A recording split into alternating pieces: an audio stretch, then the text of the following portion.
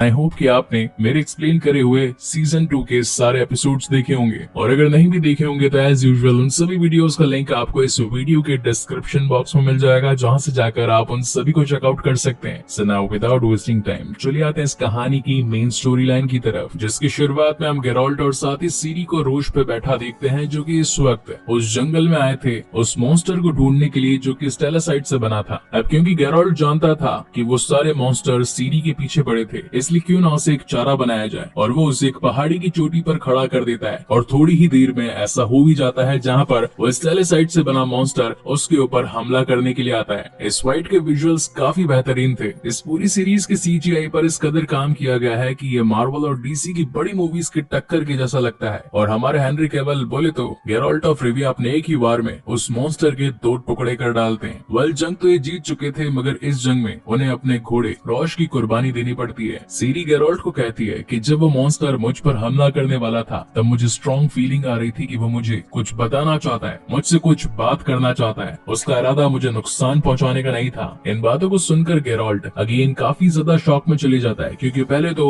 उन सारे मोनोलिथ्स का एक अनसुलझा रहस्य, और ऊपर से उन सभी मॉन्स्टर्स का सीरी का पीछा न छोड़ना। इन सारी बातों से गेराल्ट पूरी तरीके से कंफ्यूज था। जिसके बाद वो इन सवालों के जवाब पाने के लिए और साथ ही सीरी को सेफ रखने के लिए नैनिकी के पास मैनिटल टेम्पल पहुंचता है। सच कहूं तो इतने बड़े कैसल को देखकर मुझे हैरी पॉटर के हॉगवर्ट्स की याद आ गई। वेल, आपका इस पर क्या कहना है, प्लीज मुझे कमेंट सेक्शन में जरूर बताइएगा। यहाँ व्यूअर्स को ये पता चलता है कि बचपन में गेराल्ट ने अपना विचर वाला मैजिक यहीं पर सीखा था। अब यहाँ पर जादू से मेरा मतलब है क्रिटिकल कंडीशंस में उन मॉन्स्टर्स को एक ही वार में दूर पटक देना। हालांकि विचर्स पूरी तरीके से जादूगर तो नहीं होते, मगर इनके पास ऐसी भयंकर सिचुएशंस में अपना बचाव करने के लिए कुछ डिफेंस मैकेनिज्म सिस्टम एक्टिवेट हो जाता है, और उसकी तालीम उसने यहीं पर ली थी। गेराल्ट का मानना था कि सीरी यहाँ पर अपने केओस मैजिक को कंट्रोल करना सीखेगी, जिसके बाद वो उसे नैनिके के सुपुर्द करके वहीं पर थोड़ा आराम करने के लिए चला गया। अब भाई इतने बड़े मॉन्स्टर को मारा है तो थकान तो होगी ना। जिसके बाद सीन शिफ्ट होता है सीरी और नैनिके पर। यहाँ पर ये दोनों बैठकर आपस में बातचीत कर रही थी। तो सीरी बताती है कि गेराल्ट मुझे यहाँ पर केओस मैजिक को कंट्रोल करने के लिए लाया है। ये बात सुनकर नैनिके उससे पूछती है कि क्या केओस और डॉटर ऑफ केओस दोनों एक ही चीजें हैं। अब यहाँ पर डॉटर ऑफ केओस का नाम इसलिए आया क्योंकि कई बार अपने विजन्स में सीरी ने इन डॉटर ऑफ केओस का नाम सुना था,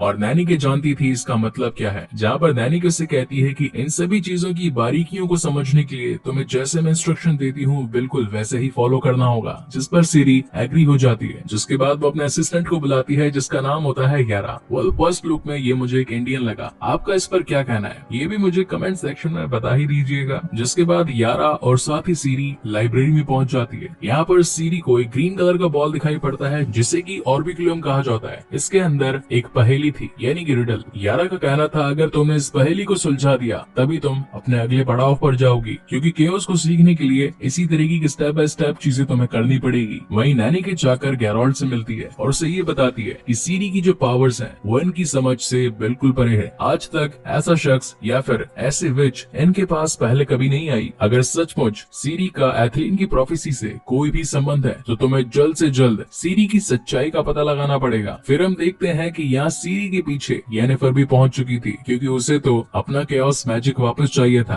और इस वक्त येनिफर जंगल वाली विच के इंस्ट्रक्शन फॉलो कर रही थी। वहीं टेम्पल को एक्सप्लोर करते वक्त येनिफर की मुलाकात गेराल्ट से हुई। ये दोनों ही आपस में एक दूसरे को अपने सामने देखकर काफी ज्यादा हैरान थे। अब खैर इतने दिनों के बाद मिले थे तो एक किस तो हो ही जाता है, और थोड़ी बहुत बातचीत के बाद में येनिफर को ये पता लगता है कि गेराल्ट को जो सरप्राइज ऑफ चाइल्ड मिला था उसमें वो लड़की सीरी ही थी। यानी कि अब इन तीनों के तार कहीं न कहीं आपस में जुड़ चुके थे, और यहाँ से इन तीनों की टाइमलाइन एक हो जाती है। जिसके बाद आपस में इन तीनों में लंच होता है, लेकिन सीरी को लगता है कि क्यों ना इन्हें बात करने के लिए अकेला छोड़ दिया जाए। वहीं पर शाम का वक्त हो चला था, और गेराल्ट के मन में यही सवाल था कि आखिर येनिफर यहाँ क्या कर रही है। जिस पर येनिफर का कहना था कि उसे कुछ पर्सनल काम था, इस वजह से वो यहाँ पर आई। वही सीन शिफ्ट होता है रेंस पर, जिसके अंदर फॉरबिडन फायर की पावर थी। अब उसे तो अपने बॉस से इंस्ट्रक्शन मिले थे कि उसे सीरी चाहिए थी, इसीलिए वो उसे ढूंढने के लिए कैर मोरैन पहुंच जाता है, जहाँ पर उसका मुकाबला वेसेमीर से होता है। हालांकि इन दोनों के बीच में ही तगड़ी फाइट होती है, मगर इसी बीच वो अपनी फॉरबिडन फायर का यूज करते हुए वेसेमीर को काफी जख्मी कर देता है। इसी बीच यहाँ पर ट्रेस भी पहुंच जाती है, लेकिन वक्त रहते रेंस वहाँ से विचर म्यूटेशन चुरा कर भाग जाता है। जिसके बाद वो सीधा पहुंचता है लीडिया के पास में और उसे कहता है कि मुझे तुम्हारे बॉस से मिलना है। तो लीडिया कहती है कि उनसे मिलने से पहले तुम्हें उनका काम पूरा करना पड़ेगा, यानी कि सीरी को लाना। और जहाँ तक मुझे पता चला है वो इस वक्त मैनीटेल टेम्पल में है, तो सीधा वहाँ पर जाओ और सीरी को यहाँ पर लेकर आओ। लेकिन रेंस का कहना था कि उसके साथ में इस वक्त गेराल्ट है, तो मुझे वहाँ पर जाने के लिए एक बड़ी टीम की जरूरत पड़ेगी। इस काम को मैं अकेला पूरा नहीं कर सकता। लाइब्रेरी में सीरी ने देखा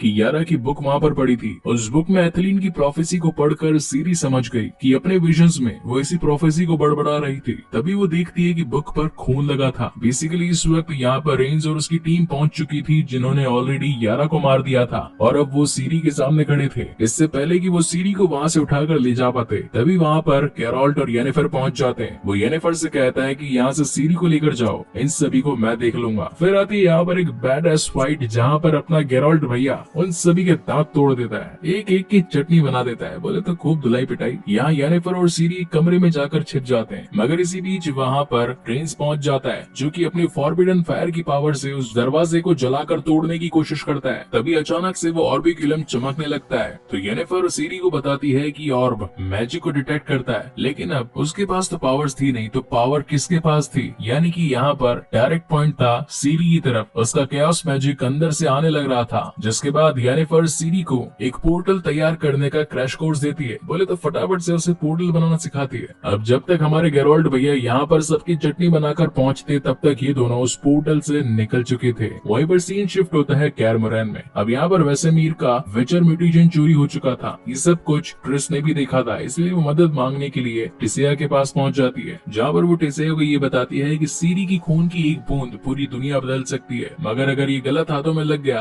तो दुनिया में तबाही मच जाएगी। जिसके बाद सीन शिफ्ट होता है कहर पर, जो कि इस वक्त सेंट्रा में होता है, और यहाँ पर उसका मुकाबला एल्फ से हो रहा था। अब तक ये सारे एल्फ समझ चुके थे कि कहर इनका पापा है, यानी कि लड़ने में इनसे काफी ज्यादा अच्छा है। वहीं हम व्यूअर्स को ये भी पता चलता है कि फ्रांसिस्का और फेलामेंडल को एक बेटी पैदा हुई है। पूरे सेंट्रा में एल्वन बच्चे के जन्म को लेकर काफी ज्यादा हर्षोल्लास था, हर कोई बहुत खुश था। लेकिन तभी कहर फ्रिंजला को बताता है कि कुछ ही दिनों में एम्परर यहाँ सेंट्रा में पहुंचने वाले हैं। अभी एम्परर कौन है मैंने आपको सीजन 1 की एंडिंग में बताया था। वेल थोड़ा सब्र कीजिए, वापस भी बताऊंगा कि ये कौन है। इन्हीं के ऑर्डर्स पर पूरा नेल्फ गार्डियन चलता है, और जब फ्रिंजला को ये बात पता चली कि वो सेंट्रा में आने वाले हैं, तो उसकी तो सिट्टी बिट्टी गुल थी, क्योंकि पहले तो वो स्वार्डनहीन की फाइट हार गए, और दूसरी चीज पूरे सेंट्रा को एल्फ से भर दिया। जिसके बाद सीन शिफ्ट होता है नेक्स्ट डे, और यहाँ पर कहर को सेंट्रा की एक नई पोशाक मिल चुकी थी। बेसिकली वो वहाँ का सेनापति बन चुका था, और यहाँ पर ये दोनों सीरी के बारे में बातचीत कर रहे थे। लेकिन इन दोनों को बातचीत करता हुआ डारा सुन लेता है, जो कि इस उल्लू के जरिए ये सारी बातें डीक स्टार तक पहुँचाता है। जिसके बाद सीन शिफ्ट होता है एस्ट्रेड पर, जो कि सीरी की सच्चाई का पता लगाने के लिए कॉड्रिंगर एंड फैन के पास पहुँचता है। अगर इन दोनों के बारे में बताऊं थोड़ा,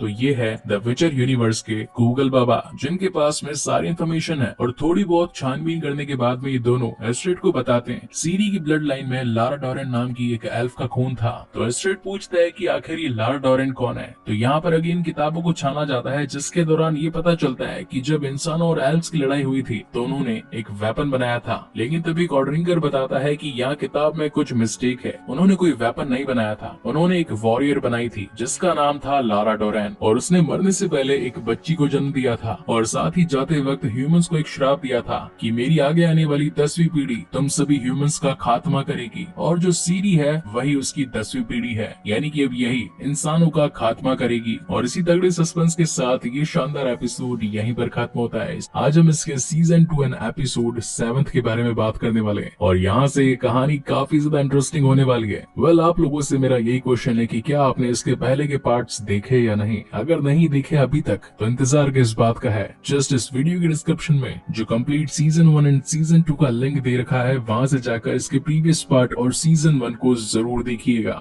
जिसे मैंने काफी अच्छे और बेहतरीन तरीके से 1080p प्रिंट में वीडियो क्लिप्स के साथ अपलोड कर रखा है। So now without wasting time चलिए आते हैं इस कहानी की मेन स्टोरी लाइन की तरफ, जिसकी शुरुआत में हम देखते हैं कि यहाँ पर येनिफर सीरी को उसी घर में ले आती है जहाँ पर हमने सीजन 1 की एंडिंग देखी थी। ये वही घर था जहाँ पर वो बुढ़िया सीरी को अपने घर ले आई थी। साथ ही वो बूढ़ा व्यक्ति जिसने गेराल्ट की मदद करी थी वो भी उसे इसी घर में ले आया था। मगर यहाँ पहुँचने पर इन्हें पता चलता है कि इन घर वालों को तो ऑलरेडी रेंज ने अपने फॉरबिडन फायर की पावर से जलाकर मार दिया। इस बात से सीरी काफी परेशान थी कि आखिर कोई भी उसकी मदद करता है तो वो एट द एंड मारा क्यों जाता है। यहाँ येनिफर सीरी से कहती है कि हो सकता है कि वो लोग नेल्फ गार्डियंस होंगे और वो अब गेराल्ट को पकड़कर सेंट्रा ले जाएंगे, इसीलिए हमें उसकी मदद करने के लिए सीधा सेंट्रा ही जाना चाहिए। बेसिकली यहाँ पर येनिफर सीरी को फंसाकर अपनी पावर्स को पाना चाहती थी, क्योंकि उसने फॉरेस्ट वाली विच से यही तो वादा किया था। जिसके बाद नेक्स्ट डे ये दोनों ही अपनी जर्नी पर निकल पड़ते हैं, लेकिन रास्ते में ये देखते हैं कि एक बहुत बड़ा पुल होता है जो कि टूटा हुआ होता है और इसके बिना ये आगे नहीं जा सकते थे। तो यहाँ पर येनिफर सीरी को अपना मैजिक यूज करने के बारे में कहती है, मगर सीरी को तो यूज करना ही नहीं आता था। और जहाँ तक मैजिक को यूज करने की बात आती है तो विचर्स के यूनिवर्स में केओस मैजिक चलता है, यानी कि एक हाथ दे और एक हाथ ले, यानी कि जहाँ एक तरफ अच्छा होगा तो वहीं दूसरी तरफ बुरा भी होगा। और इसी के चलते सीरी उस पुल को बनाने में कामयाब तो होती है, मगर उसकी आंखों से खून निकलने लग जाता है। इस वक्त सीरी को इतना दर्द हो रहा था कि वो जोर से चिल्लाहट मारती है और तभी ये दोनों टेलीपोर्ट होकर नदी के दूसरी तरफ पहुंच जाते हैं। यानी कि अब सीरी अपने एक आवाज से पोर्टल्स खोलकर अपने आप को टेलीपोर्ट करना सीख चुकी थी। वहीं दूसरी तरफ गेरोल्ट मदद मांगने के लिए यास्कर के पास जाता है। हालांकि येनिफर की वजह से इनके बीच में तकरारें तो हुई थी, मगर अब क्या करे, पुराने दोस्त है तो मिलकर आपस में पुरानी बातों को भुला देते हैं। जिसके बाद ये दोनों इस सीरी को ढूंढने के लिए निकल पड़ते हैं। तभी यास्कर गेरोल्ट को बताता है कि जब मेरी मुलाकात येनिफर से हुई थी तो वो अपनी पावर्स खत्म हो जाने के बारे में बता रही थी, मगर जहाँ तक मैं जानता हूँ उसकी पावर्स पूरी तरीके से खत्म नहीं हुई थी। लोग उसे घेर कर खड़े थे, मगर उसने एक मंत्र बोला और वो वहाँ से गायब हो गई। उसके मंत्रों में किसी मदर ऑफ फॉरेस्ट के बारे में जिक्र हो रहा था। ये सुनते ही गेरोल्ट समझ जाता है कि अब तो सचमुच येनिफर ने अपने पावर्स खो दिए, क्योंकि ये वो मंत्र है जिसे बोलकर आप फॉरेस्ट वाली विच से मिल सकते हैं। और फॉरेस्ट वाली विच से तभी मिला जाता है जब हमसे हमारा कुछ चला जाता है। इस विच का नाम था वलकमेर और ये सिर्फ सौदे किया करती थी। आज से कई सालों पहले वलकमेर को इन विचर्स ने उस झोपड़ी में कैद कर दिया था। बेसिकली वलकमेर एक डीमन थी जिसे कि लोगों के दर्द और परेशानी से ताकत मिला करती थी। और जहाँ तक रही लोगों की मदद करने की बात, तो वो उनकी मदद नहीं कर रही बल्कि उन्हें और परेशान कर रही है, जिससे कि उसकी पावर्स बढ़े और वो उस झोपड़ी को तोड़कर वहाँ से बाहर निकल जाए। और धीरे धीरे करके सारी कड़ियां जुड़ने लगती है और गेरोल्ट को ये बात पता लगती है कि सिंट्रा में जो मोनोलिथ है ये सब कुछ उन्हीं की वजह से हो रहा है। वो मोनोलिथ कैसे भी करके सीरी को अपने पास बुला रहे हैं, तो हो ना हो इस बार भी येनिफर उसे सिंट्रा ही लेकर गई होगी। मगर वहाँ तक जल्द पहुँचने के लिए इनके पास कोई भी सवारी या खुद का घोड़ा नहीं था, क्योंकि रोश को तो उस उड़ने वाले चमगादड़ ने मार दिया था जो कि स्टेलेसाइट से बना था। मगर लकीली जंगल में आगे बढ़ते वक्त इन्हें वही बोने मिल जाते हैं जिन्होंने गोल्डन ड्रैगन को मारने में गेरोल्ट की हेल्प करी थी। और फिर ये सब मिलकर सिंट्रा की ओर निकल पड़ते हैं। वही सीन शिफ्ट होता है येनिफर और सीरी पर। येनिफर ये सोचने लगती है कि क्या अपनी पावर्स को पाने के लिए एक मासूम की जान कुर्बान करना सही रहेगा, लेकिन वलकमेर की आवाज बार बार येनिफर के दिमाग में इस कदर घूम रही थी कि जो तुम कर रही हो सही कर रही हो, जल्दी से सीरी को मेरे पास लेकर आओ। और इन बातों के बहकावे में आकर येनिफर उसे सिंट्रा की ओर ले जाती है। लेकिन यहाँ कहानी में एक ट्विस्ट आ जाता है। जिस वक्त येनिफर वलकमेर की आवाजें सुन रही थी तभी सीरी ने उसका हाथ थाम लिया था। सीरी के पास में टेलीपोर्टेशन के साथ साथ माइंड रीड करने की पावर्स भी थी, जहाँ पर सीरी को ये पता लग गया था कि येनिफर तो बस अपने भले के लिए उसे सिंट्रा लेकर जा रही है। लेकिन थोड़ी देर बाद में जब येनिफर को होश आता है और वो ये सोचती है कि जो वो कर रही है वो गलत है, इसलिए वो सीरी को वहाँ नहीं लेकर जाएगी, मगर सीरी तो अब उसकी बात मानने तक के लिए तैयार नहीं थी और इन दोनों में ही कॉन्फ्लिक्ट आ जाता है। येनिफर सोचती है कि इस कंडीशन में अब सिर्फ गेरोल्ट ही उनकी मदद कर सकता है, मगर सीरी तो उसकी कोई बात सुनने या फिर उसके साथ जाने के लिए तैयार ही नहीं थी। वो इन बातों से परेशान हो चुकी थी। इसी वजह से वो एक बार और चिल्ला देती है और इसी चिल्लाहट से सिंट्रा की जमीन पर एक और दरार आ जाती है। अब इतनी बड़ी दरार बनी थी तो महल के ऊपर खड़े निल्फगार्डियंस के सैनिक इन दोनों को खुले मैदान में देखकर इन पर हमला कर देते हैं और इन्हें कैद करके अपने साथ लेकर जाने लगते हैं। बट तभी वहाँ पर हीरोइक एंट्री होती है गेरोल्ट की, जो कि अपने घोड़ों और साथ ही बोनो के साथ पहुंच जाता है उन सभी से लड़ने के लिए। गेरोल्ट तो पहले से येनिफर पर गुस्सा था क्योंकि उसने सीरी का मिसयूज करने के बारे में सोचा, जिसके बाद वो यास्कर को सीरी को वापस कैर मोरेल ले जाने को कहता है और खुद येनिफर के साथ वलकमेर को खत्म करने के लिए निकलता है। वही कहानी में दूसरी तरफ एक और ट्विस्ट चल रहा था, जहाँ पर टिसेया डेवरेज और विल्गोफोर्ड इन दोनों का चक्कर चल रहा था। ये दोनों आपस में एक दूसरे से कहीं प्यार कर बैठे थे। एक रात पहले ट्रिस ने जो टिसेया को बताया था कि सीरी की खून की एक बूंद से विचर म्यूटेशन बनाया जा सकता है, तो वही बातें उसने विल्गोफोर्ड को बता दी थी। वही सीन